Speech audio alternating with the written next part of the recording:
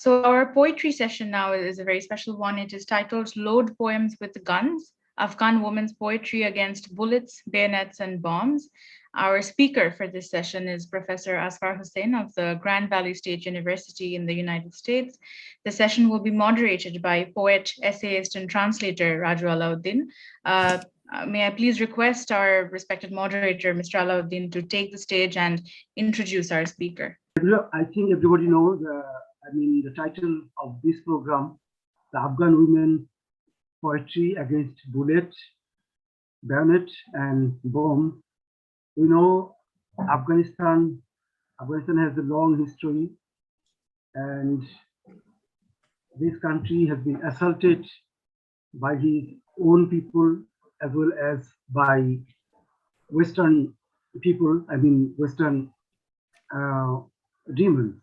I would like to say like this.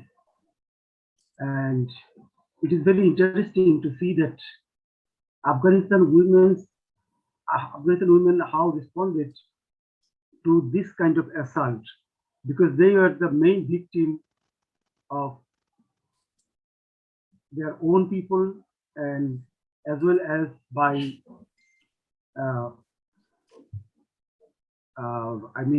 Western people who tried to occupy this country. So let us see how they responded. Before see that, I would like to introduce our leading intellectual, poet, translator, professor, and essayist, Azfar Hussain. Dear Azfar bhai, I would like to invite you to this program. We want you to discuss about Afghan women poets, and we'll be happy to see if you can recite some poems translated by yourself. Thanks. Can you hear me? Can you hear me all right, Raju? Yeah. Yes, can, sir. All right. So yeah, thank you. Thanks, Raju, for the introduction. While I also thank the University of Liberal Arts, Bangladesh, for inviting me to do what they have called a session of Afghan poetry recitation. Of course, Afghan poetry in English translation, to be accompanied by my own commentary. And further, I thank you all for joining us this morning. Well, while it's morning in Dhaka now, it's already past midnight in Michigan, rather West Michigan, from where I'm speaking. So I will be reading in more senses than one, Afghan women's poetry. And I'm aware that a man reading women's work surely calls for a self-critical, theoretico-discursive framework, which I think should be attentive at every turn to actually existing unequal power relations that obtain and operate at numerous levels in a world characterized by such systems or structures of oppression as patriarchy, imperialism or colonialism, capitalism, and racism, and the like, profoundly, even if differentially interconnected as they all are. And I offer my readings in the spirit of sharing and solidarity. My solidarity with the cause of our different yet common struggles against all forms and forces of oppression across the world. Now, the title of my session, of our session, is Load Poems Like Guns, Women's Poetry Against Bayonets, Bullets, and Bombs. That's the title, and I have borrowed the first part of my title from the contemporary Afghan poet and writer and critic Farzana Mary's book of poetry and translation from Persian Dari called Load Poems Like Guns, Women's Poetry from Herat, Afghanistan, which actually came out in 2015. And Farzana Mari tells us that she herself has borrowed her title from a poem by Somaiya Ramesh, a 35-year-old Afghan poet, one of the prominent voices in contemporary Afghan poetry. Let me begin then by reading her poem called Load Poems Like Guns in Farzana Mari's own English translation. Load poems like guns. War's geography calls you to arms. The enemy has no signs, countersigns, colors, signals, symbols, a load of poems like guns. Each moment is loaded with bombs, bullets, death sounds, death and war. Don't follow rules. You can make your pages into white flags 1,000 times, but swallow your words. Say no more. Load your poems, load your body, load your thoughts like guns. The schoolhouses of war rise up within you. Maybe you are next. And of course, my reading of contemporary Afghan poetry will be based on Farzana Mari's collection, but only partly. Well, I will read Afghan poems in English translation from two other great collections, such as I Am the Beggar of the World, Landies from Contemporary Afghanistan, translated by the Pulitzer Prize-winning American journalist and poet Eliza Griswold, and this collection came out in 2014, and Songs of Love and War, Afghan women's poetry, translated by the Indonesian, Dutch, American trilingual writer and translator Marjolein de Jager, and edited by the preeminent Afghan poet and intellectual of the 20th century, Sayyid Bahauddin Majroh. This collection in English was published in 2003 and then reprinted in 2010. So now that my sources have been cited and mentioned, let me read some two-line poems in headlong succession. Poems by contemporary Afghan women as a point of departure for my subsequent discussion, or rather commentary, surrounding their own signifying practices prompted by certain troubled and challenging historical conjunctures. So two-line poems now in Eliza Griswold's translation. 1. May God destroy the White House and kill the man who sent US cruise missiles to burn my homeland. Number 2, Bush, don't be so proud of your armored car. My remote bomb will blow it to bits from afar.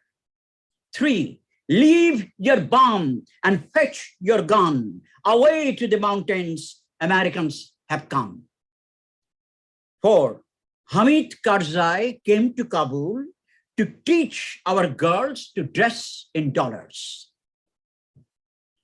5, may Allah destroy the Taliban and end their wars. They have made Afghan women widows and whores.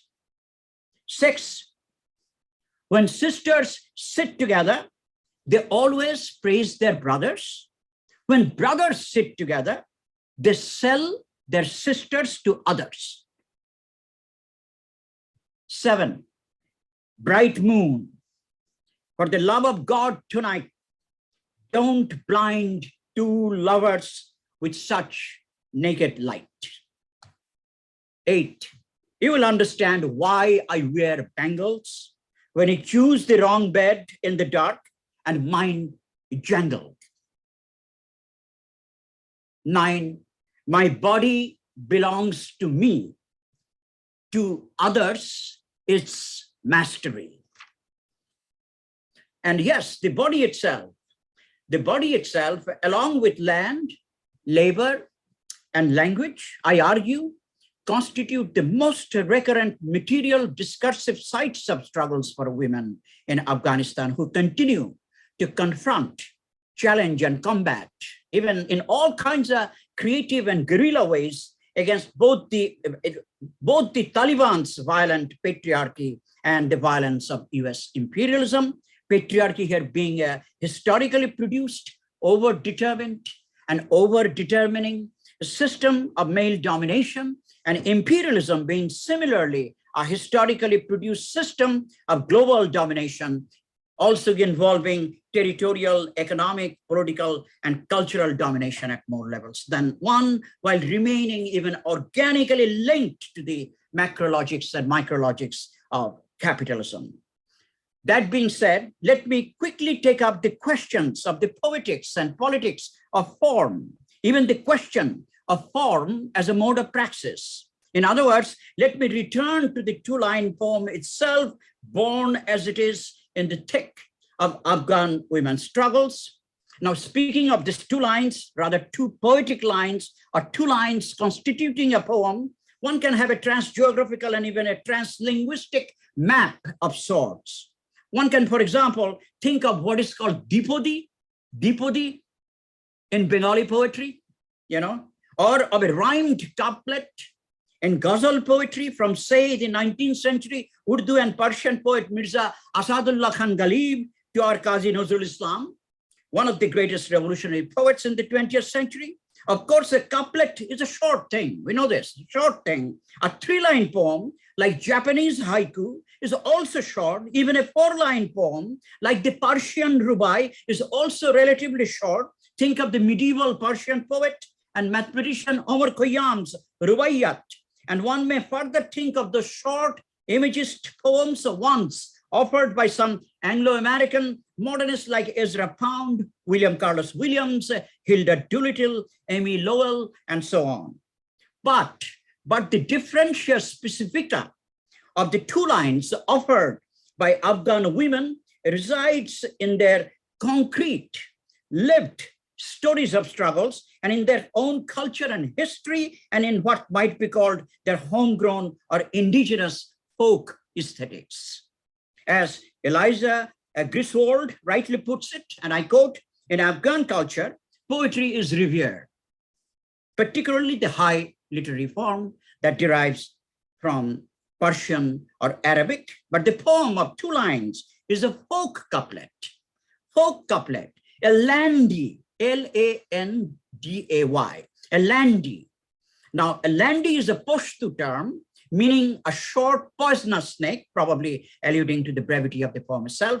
And Pashto is a native language spoken mostly by the Pashtuns in Afghanistan, who constitute the largest ethnic group in the country. I will return to the question of ethno-linguistic groups in Afghanistan later.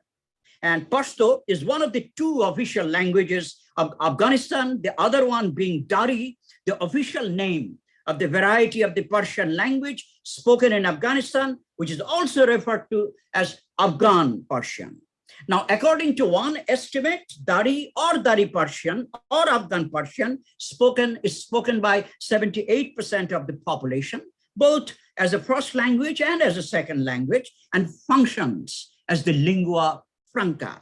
While Pashto is spoken by 35%, Uzbek 10%, English 5%, Turkmen 2%, Urdu 2%, Pashai 1%, Nuristani 1%, Arabic 1%, and Baluchi 1%. So both Persian and Pashto are Indo-European languages from the Iranian languages subfamily. Other regional languages such as Uzbek, Turkmen, Baluchi, Pashai, and Nuristani are spoken by minority groups across the country. In fact, Afghanistan is home to more than 40 minor languages with as many as 200 different dialects. Now, let me say a few words about Afghanistan's ethno-linguistic groups before I take up once again the question of the landy architectonics, if you will.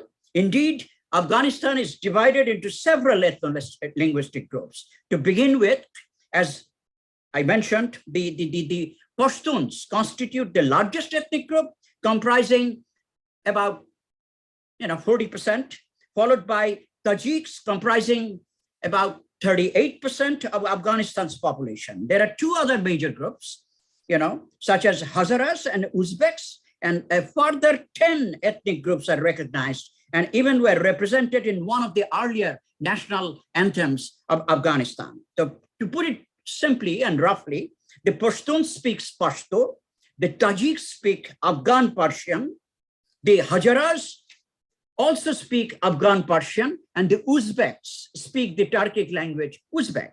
Now the Pashtuns are Sunnis, the Tajiks are partially Shias, partially Sunnis, the Hazaras are entirely Shia, and the Uzbeks are also Sunnis, but their loyalties are divided. As the great Pakistani political theorist Iqbal Ahmed puts it in a superb, even a small, posthumous collection of essays and interviews called, very instructively titled, Terrorism, Theirs and Ours. And I quote Iqbal Ahmed here. So there are a lot of ethnic considerations, ethnic politics, and historical ties involved in Afghanistan, unquote. Taking cues from Iqbal Ahmed, I would also put it this way: to speak of Afghanistan is, of course, to speak of its decisively multi-ethnic and multilinguistic compositions and character. Indeed, multilingualism operates variously in Afghanistan, while bilingualism itself is extremely common in the country. Now, back to the question of the Landi, as was already indicated, the Landi was a folk couplet. To quote once again, to quote Eliza Griswold, the Landi is, I quote, an oral and often anonymous scrap of song created by and for mostly illiterate people. The more than 20 million Pashtun women who span the border between Afghanistan and Pakistan. Traditionally, Landis are sung aloud, often to the beat of a hand drum, which, along with other kinds of music, was banned by the Taliban from 1996 to 2001, and in some places still is, unquote. And Griswold rightly adds, I quote, a Landi only has a few formal properties. Each has 22 syllables, 9 in the first line, 13 in the second. The poem ends with the sound ma or na. Sometimes Landis rhyme, more often than not.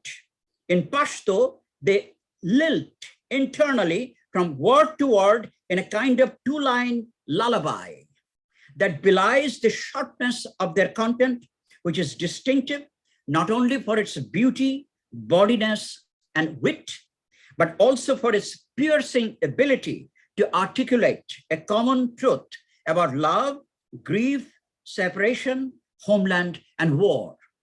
Within these 5 main tropes, then, the couplets express a collective fury, a lament, an earthy joke, a love of home, a longing for an end to separation, a call to arms, all of which frustrate any facile image of a Pashtun woman as nothing but a mute ghost beneath a blue burqa.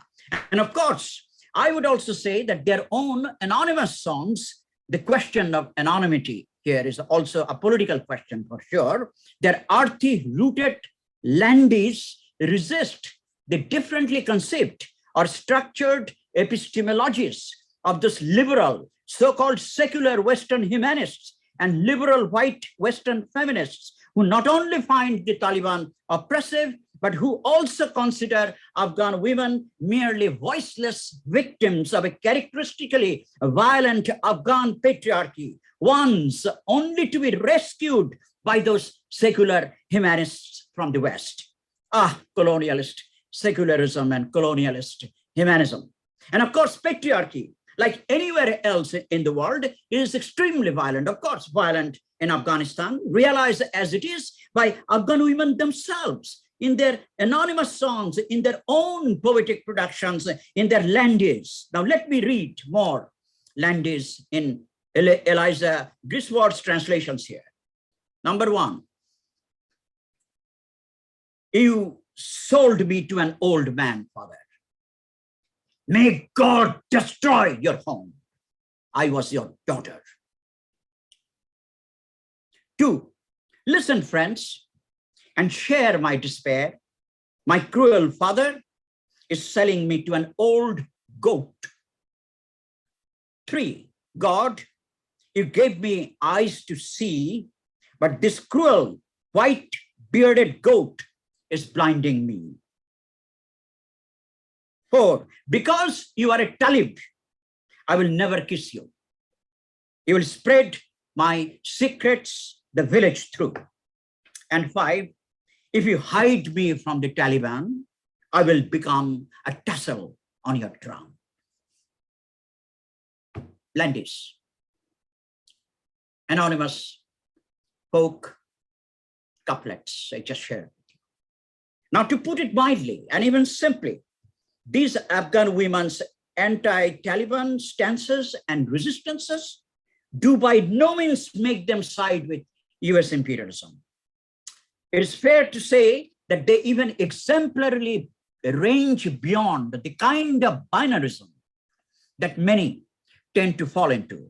In fact, Afghan women's anti-imperial and anti-colonial tones and tunes and tenors and messages have been evident in numerous places. And I already cited, this landed towards the beginning of my talk. Again, I'm sharing this with you. May God destroy the White House and kill the man who sent US cruise missiles to burn my homeland.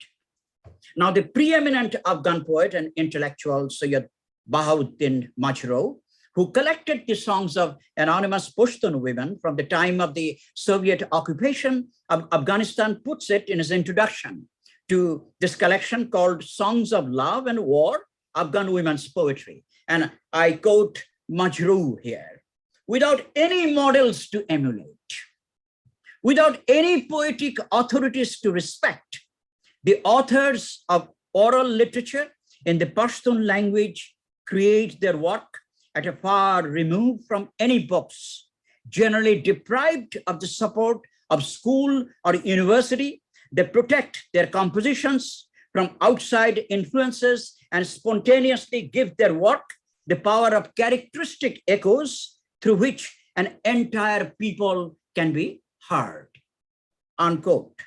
And I will further cite one particular commentary of Sayyid Bahauddin Majro on the question of love and revolt in the Landis. The idea that love is political, decisively political, was already grasped in different contexts here, though. Now, as Majro puts it, I quote, in the area of love, the belligerent woman expresses her feeling of revolt in a far eloquent way. In a social milieu in which any mention of passion and sexuality passes for absolutely taboo, she is not afraid to touch upon these themes without beating around the bush and with brutal frankness. A human being of flesh and blood, she is proud to exalt her body, carnal love, and the forbidden fruit.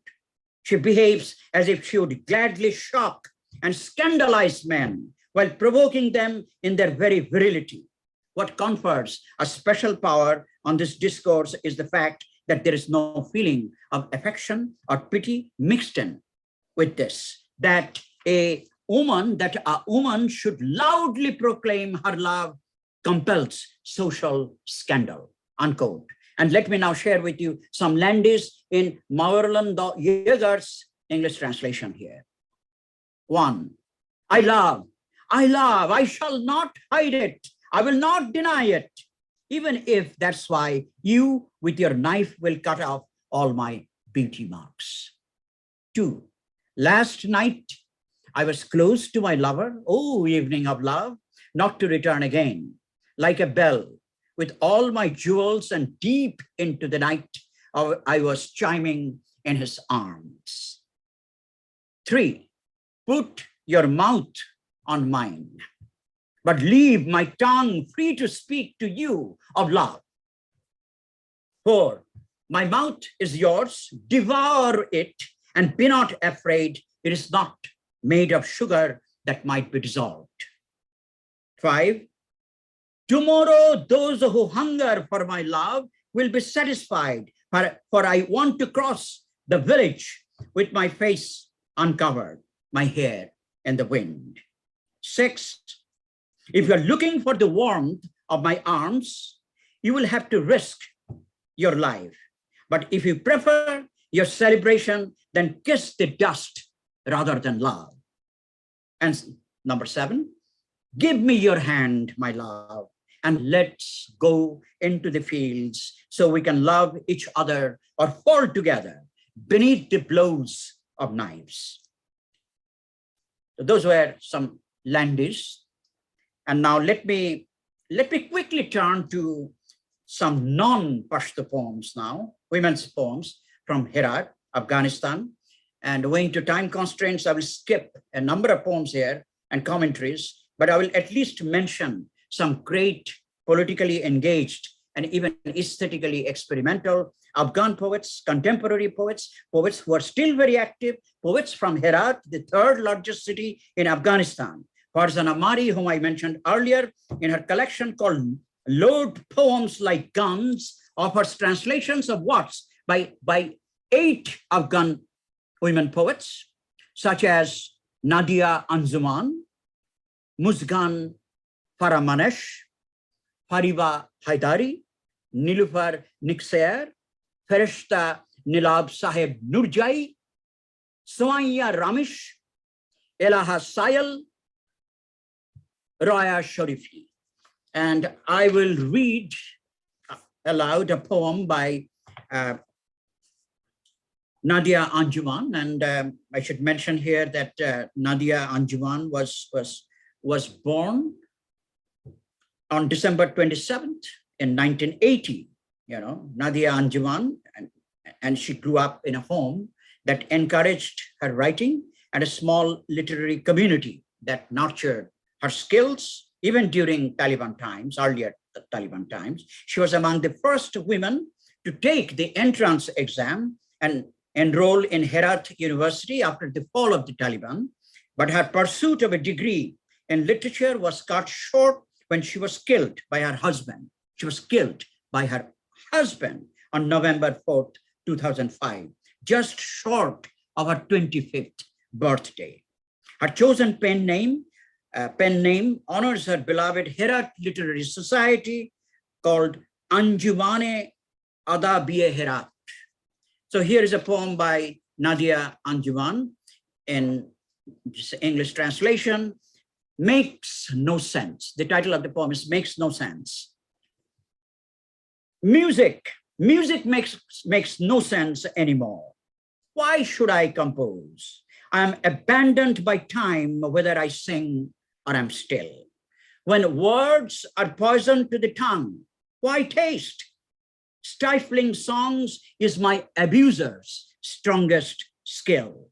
No one anywhere notices or cares whether I cry, whether I laugh, whether I die or am still. Here in this captive cell with grief and remorse, why live if my tongue is sealed still?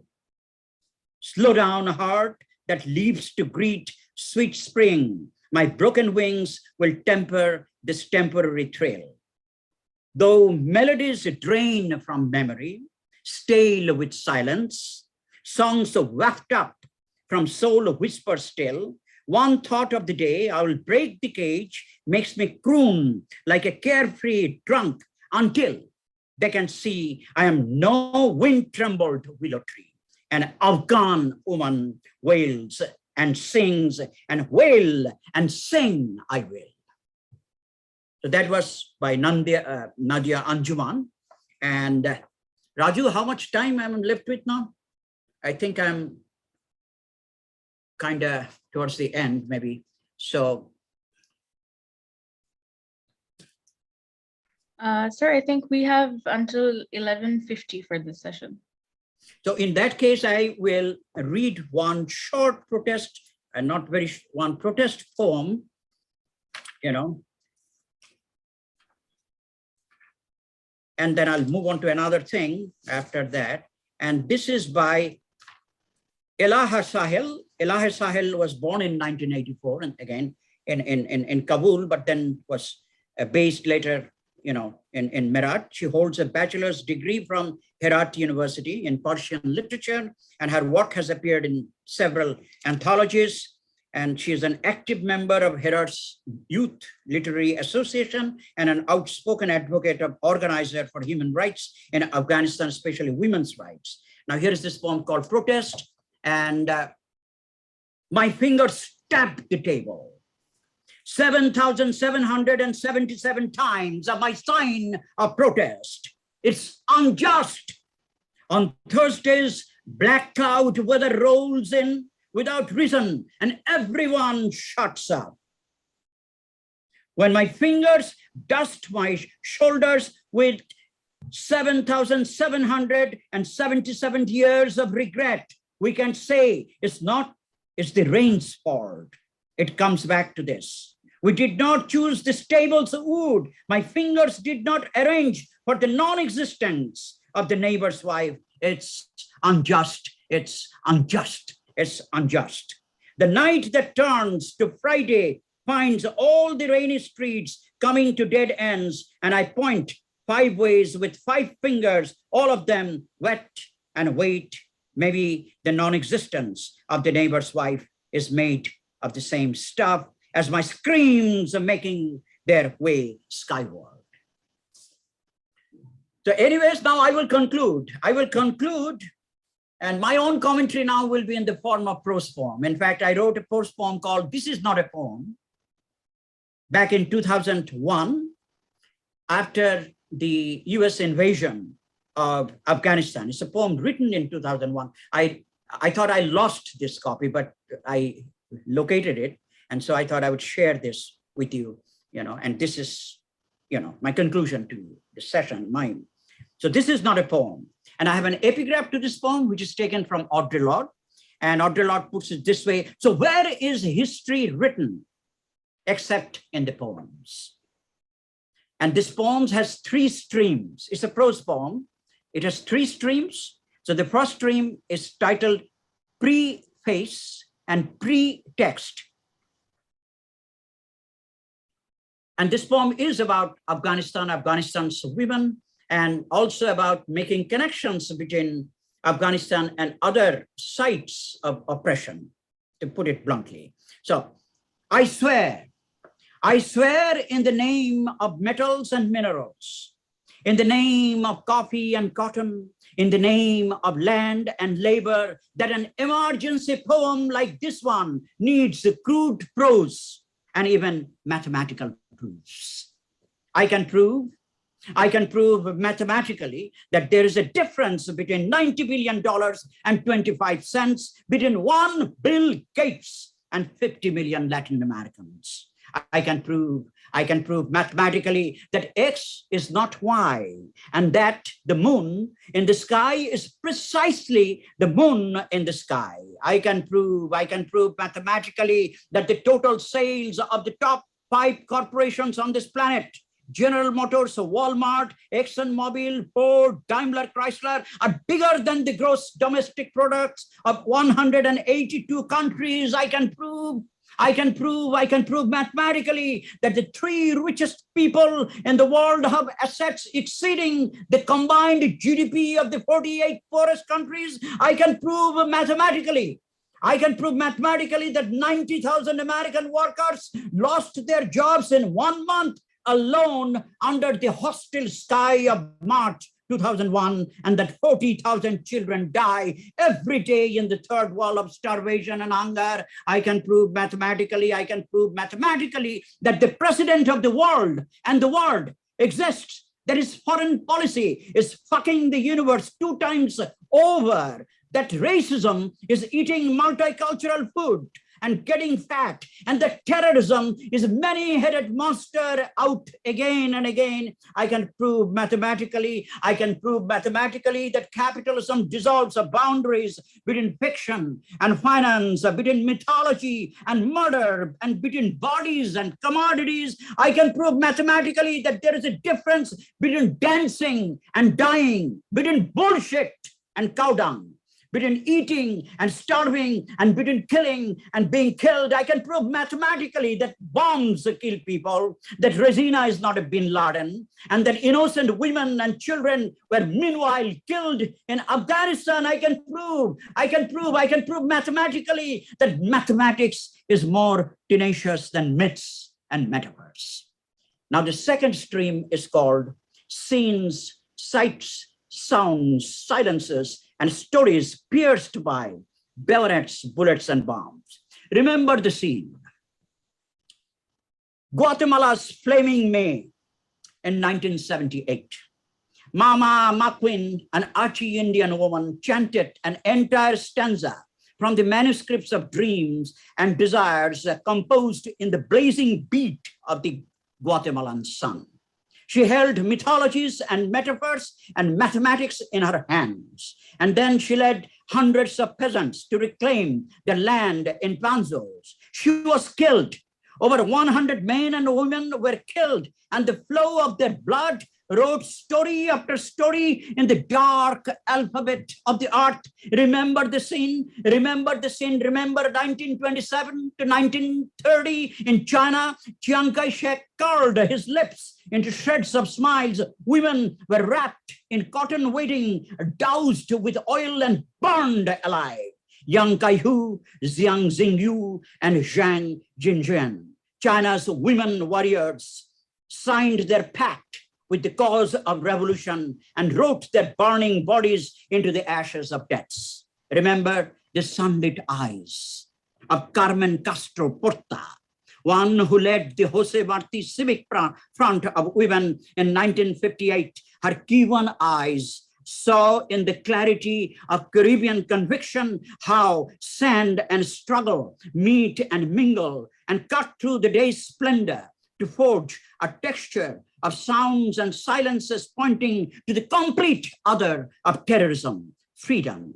Remember thousands of songs and poems catching fire in the heart of Native Indian peasant insurrection for land reform in El Salvador in 1932. 30,000 poems and songs were instantly killed, but more were born in the smell of the moist earth despite deaths and death squad. Remember the language movement of 1952 in Bangladesh. Remember how bullets and bayonets pierced the dialect of the rice field, the poetry of the jute mill, the rhythm of the banyan tree, and the epic of the autumnal harvest, all dying to recover Dughini Bornomala. The letters are glistening with love and life.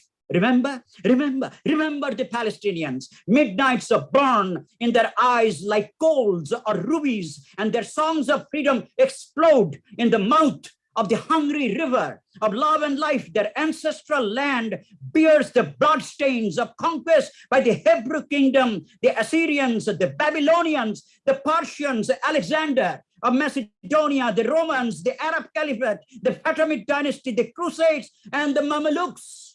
And then 400 years of Turkish colonial teeth sank deep into their land, while decades of British brutality split the body of Palestine open to wound after wound in the delirium of the 20th century. Scars of time piled up in the body and decomposed a history in stanzas of bleeding one by one while peeling off the flesh. And the running story in the flesh is one of Israel and the US piercing Palestine with bayonets and bullets and bombs. Can even the most fluid geometry in the world capture the shape and size of Palestine today? Remember 1983-84, the US and Canada.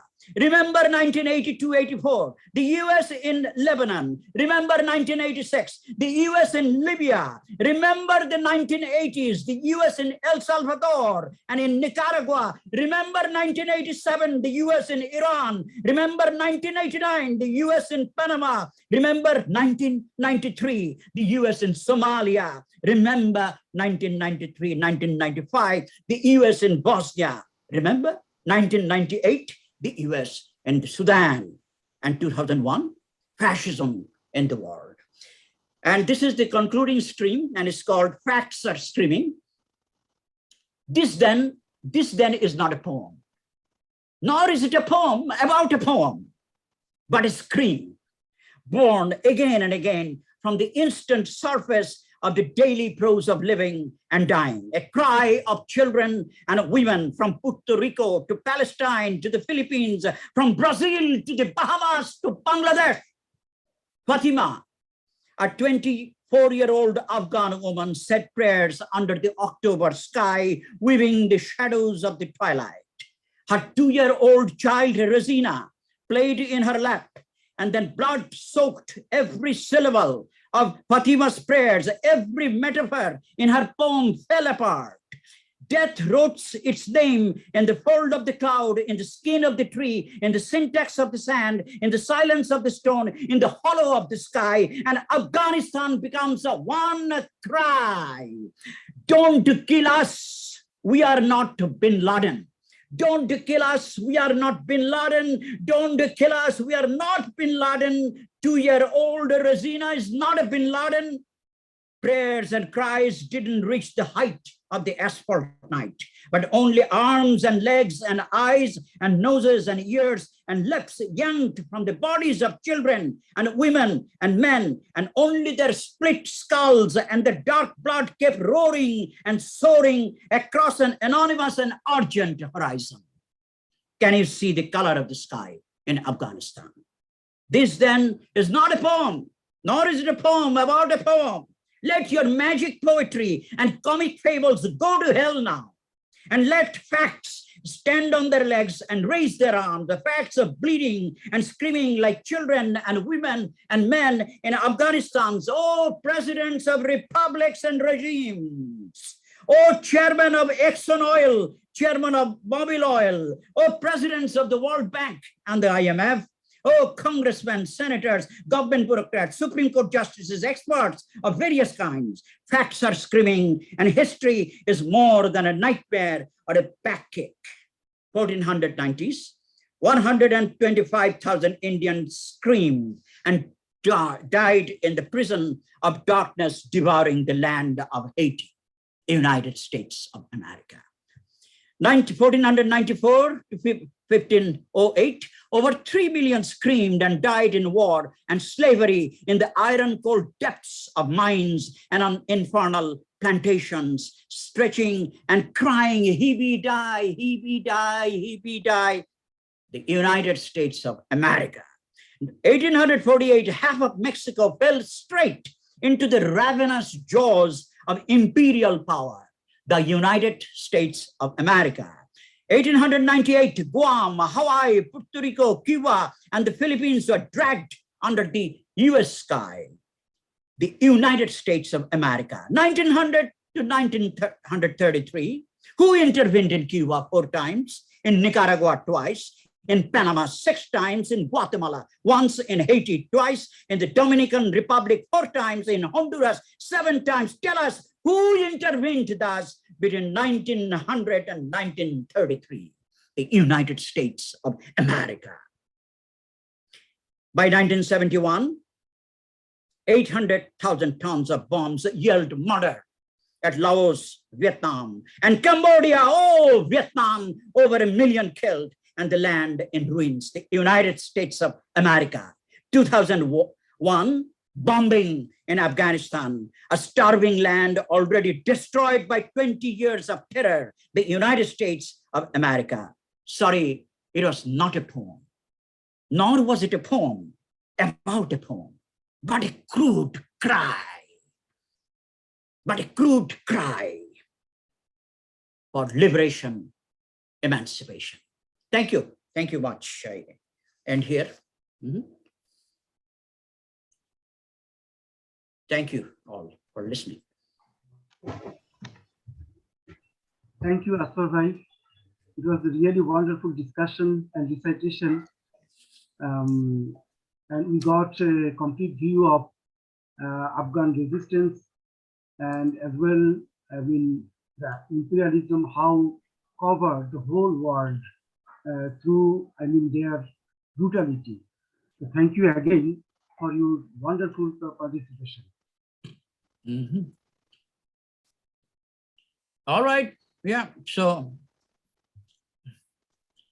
But I mean, are we supposed to end right away? I don't know when the next session begins, but just I'm wondering, Tosif, are you there? Just wondering if anybody has any questions, and Sarah, would you Yes. please?